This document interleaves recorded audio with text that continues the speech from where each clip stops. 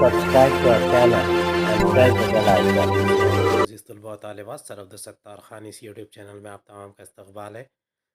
8th Marathi second term solved exam paper question answer Marathi Sugam Bharati इयत्ता 8वीं प्रश्नोत्तर और स्वाध्याय देखेंगे। चलिए शुरुआत करते हैं। प्रश्न पहला है विभाग गद्य विभाग है। प्रश्न पहिला उतार्याच्या आधारे सूचनानुसार कृती करा। पहिली कृती है आकृती पूर्ण करा। सुंदर पक्षी आकार पोट पिसे चोच। याचं उत्तर आहे सुंदर पक्षी चोच लालसर पिसे निळी मोरपंखी पोट पोपटी आकार चिमणी एवढा। आदिवासी जमातीतील एक 7-8 वर्षाचा मुलगा होता. त्याला एकदा तहान लागली. तो जंगलातल्या एका डवऱ्यावर गेला आणि ओंजळीने पाणी पिऊ लागला. पाणी पिता पिता त्याला त्या पाण्यात एक सुंदर पक्ष्याचे प्रतिबिंब पडलेले दिसले. लालसर चोच निळी मोरपंखी पिसे आणि पोपटी पोट असलेला तो अगदी छोटा चिमणी एवढा पक्षी होता. त्या डवहऱ्याच्या बाजूलाच असलेल्या एका झाडाच्या फांदीवर बसून तो आपली शेपटी हलवत गाणे म्हणत होता.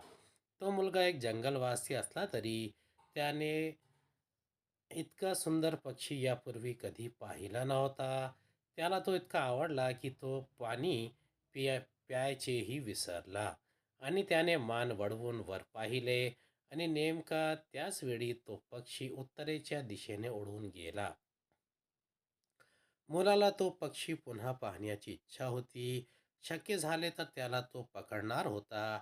त्याच्या मोरपंखी पिसावरून अलगदपणे हात फिरवणार होता. त्याला गोंजारणार होता.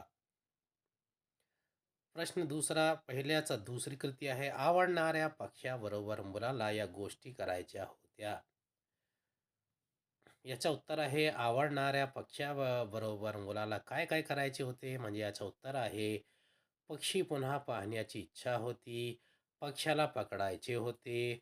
मोरपंखी पिसावरून हात फिरवायचे होते. पक्ष्याला गोंजरायचे होते. तिसरी कृती आहे तक्ता पूर्ण करा. एक वचन अनेक वचन चोच चोच पक्षी पक्षी. जंगलवासी मुलाला तो पक्षी इतका का आवडला असेल याचे स्पष्टीकरण तुमच्या शब्दात लिहा. याचं उत्तर आहे जंगलवासी मुलाला एक विलक्षण सुंदर पक्षी दिसला. तो पक्षी मिळावा हा ध्यास त्याला लागला. तो त्याला पकडून कुरवाडणार होता. मायने गोंजारणार होता. ज्या दिशेने पक्षी उडाला त्या दिशेने मुलगा जाऊ लागला. पक्ष्याच्या शोधात त्याचे बालपण तारुण्य सरले.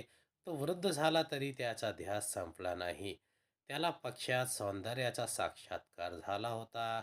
तो पक्षी मिळवणे हा मुलाचा एकमेव ध्यास होता. ते त्याचे जीवनश्रेय होते. म्हणूनच तो पक्षी जंगलवासी मुलाला अत्यंत आवडला होता. विभाग 2 पद्य विभाग.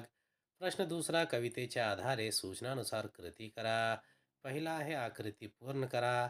पाखरांचे मागणे. दुसरा आहे काय ते लिहा. माणूस फुलवतो माणूस बांधतो.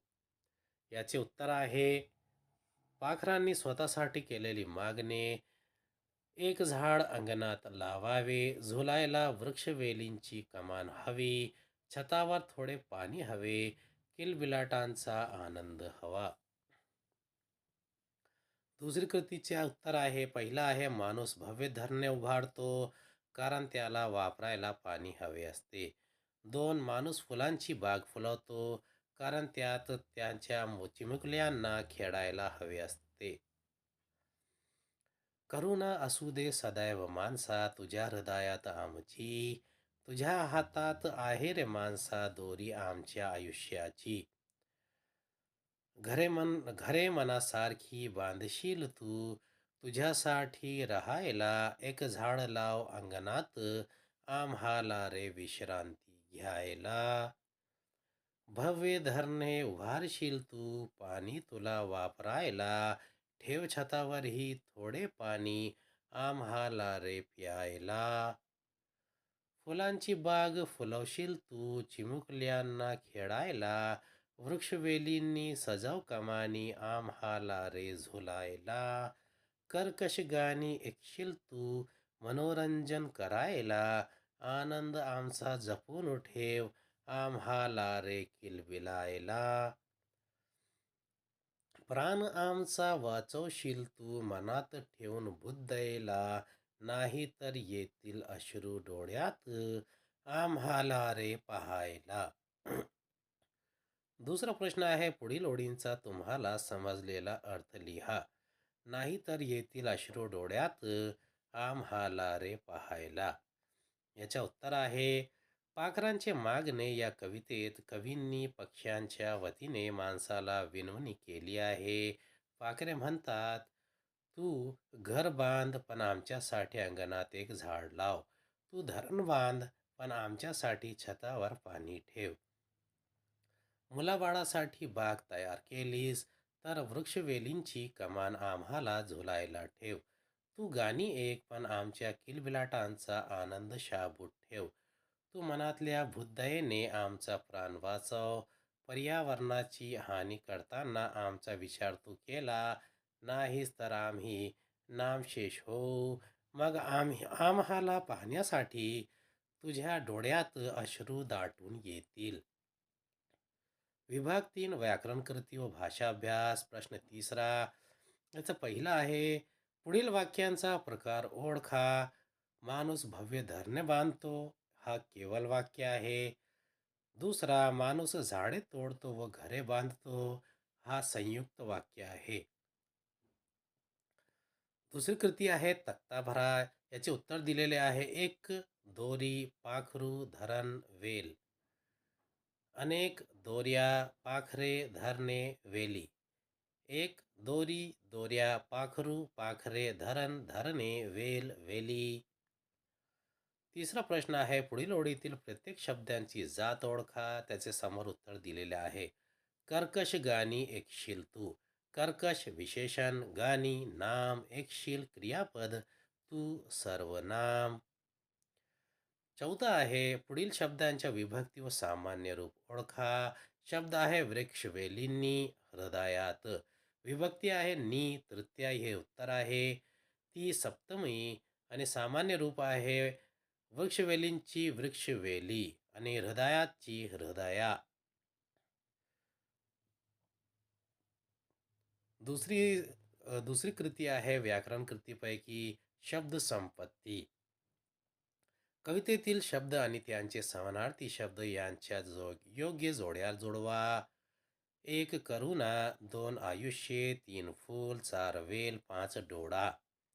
याचे उत्तर आहे, करुणा, दया, आयुष्य, जीवन, फूल, सुमन, वेल, वल्ली, डोळा, नयन. विभाग 4 उपयोजित लेखन. प्रश्न चौथा पहिला आहे, पुढील जाहिरातींचे वाचन व निरीक्षण करून त्याखाली दिलेल्या प्रश्नांची उत्तरे लिहा. दिनांक 20 डिसेंबर लोक प्रतिभा चित्रकला शिबिरांचा समारोप.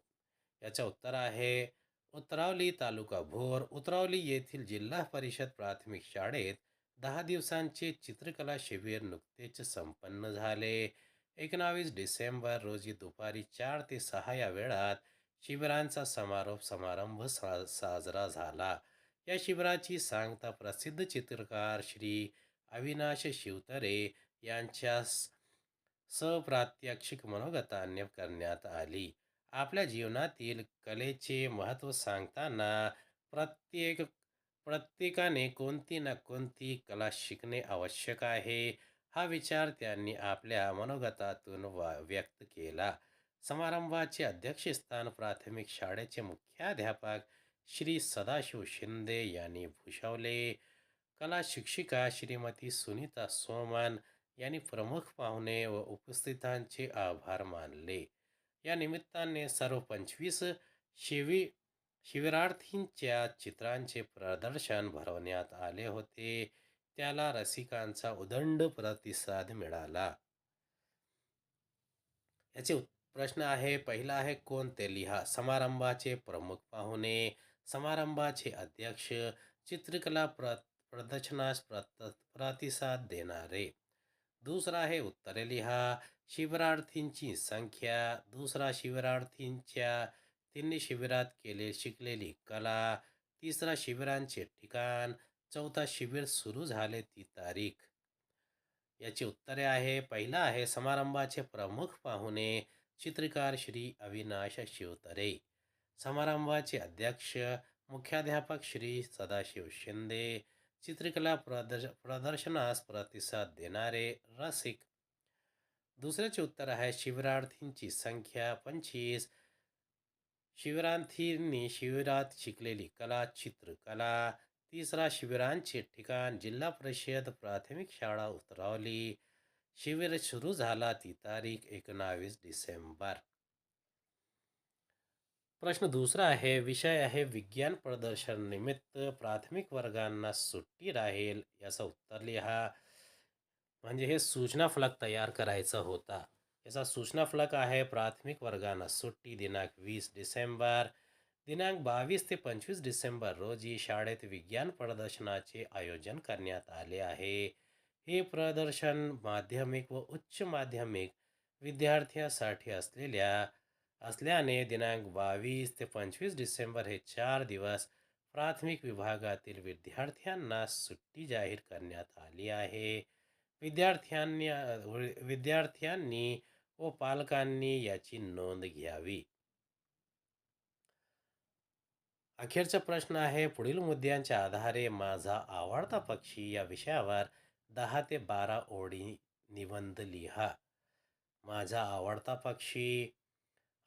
पक्षी, तो आवडण्याची कारण, पक्ष्याचे वर्णन, पक्ष्यांची वैशिष्ट्ये, निसर्ग संरक्षणात त्याचे काम. याच्या उत्तर आहे माझा आवडता पक्षी. भला जर कोणी आवडता पक्षी विचारले तर मी लगेच सांगतो कावडा. ऐकणाऱ्याला जरा विचित्र वाटते, पण या कावड्याची व माझी पहिली ओळख झाली ती चिवकाऊच्या गोष्टीत. ऐन पावसात बाहेर भिजत उभा राहणारा कावडा मला तेव्हापासून फारच आवडू लागला. कारण एक एक घसा काऊचा म्हटले की मी पोटभर जेवत असे. कावडा ह्या पक्ष्याला नेहमीच सर्वांकडून दुर्लक्षित केले गेले. मला वाटते कावड्याला मैत्री फार आवडत असावी. कोणताही खाद्यपदार्थ तो सर्वांना बोलावून काव काव करून खातो. कावडा कधीच आपल्याला घरात येत नाही. मुद्दाम कधी कुठल्या पक्ष्यांना त्रासही देत नाही. कावडा रंगाने काळा असतो, आवाज कर्कश, म्हणूनच की काय तो कोणाला आपलासा वाटत नाही. आपला रंग काळा आहे याची कावड्याला मात्र कधीच वाईट वाटत नसावे. कावडा माणसाच्या वस्तीत कुठल्याही झाडाच्या फांदीवर राहतो. शिजलेली अन्न, उंदीर, लहान किडे असे काहीही खाऊन तो जगत असतो. खाण्याच्या बाबतीत कावड्याची विशिष्ट आवडी नसतात. हा पक्षी अत्यंत चलाख व चपळ असतो. कावडा कोणत्याही वातावरणात जगू शकतो. कावड्याचे एक वैशिष्ट्य म्हणजे तो जिकडे जातो तिकडे मस्त रमून जातो. कावडा हा एकाक्ष पक्षी आहे.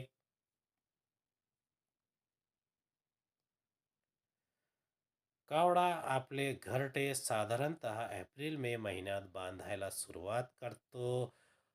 कोकिळेच्या पिल्ल्यांना सुद्धा त्यात निवारा देतो.